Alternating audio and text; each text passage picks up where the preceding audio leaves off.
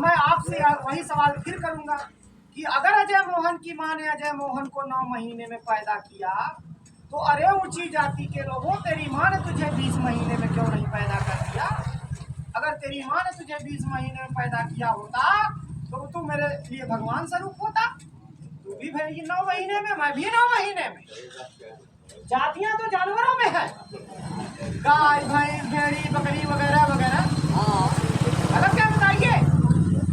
ये अधिकार, ये आडंबर, अगर अधिकार लेना तो आडंबर से दूर हो जाइए। अगर आपको अपना हुकूमत लेना है तो आप शिक्षित हो, जागरूक हो, समझ रहे हैं?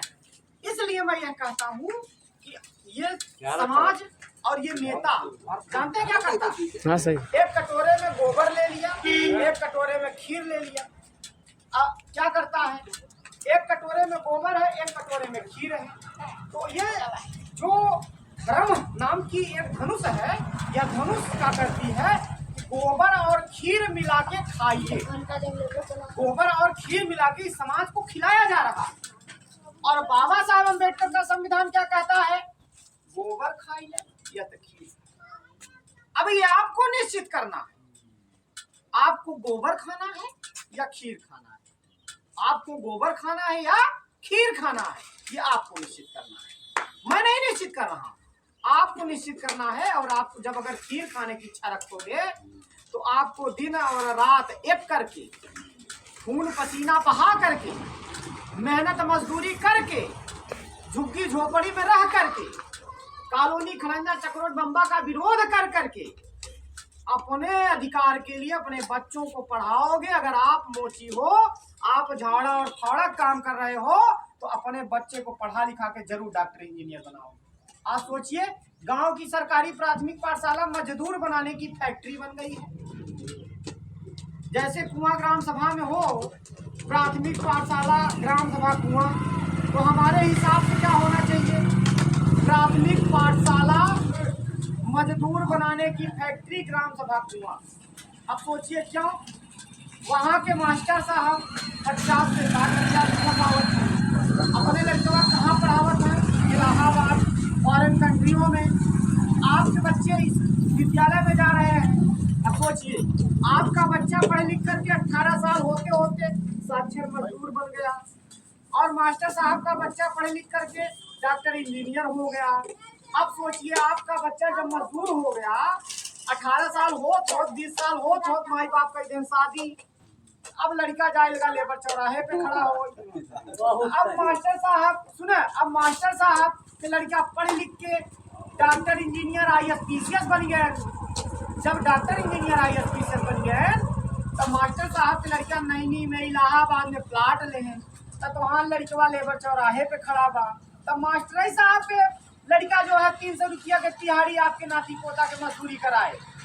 इन सरकारों ने, इन नेताओं ने हमारे समाज को 2 चीज दिया है, एक खोरिया एक बोरिया।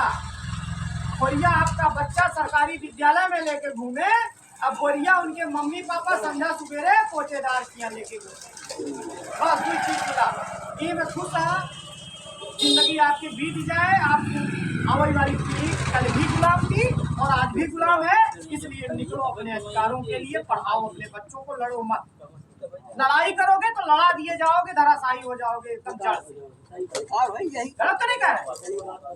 तो हम ये जो एक संस्कृति हमारी जो है, जो हमारी सिविलाइजेशन है, हमें उसको बचाना है।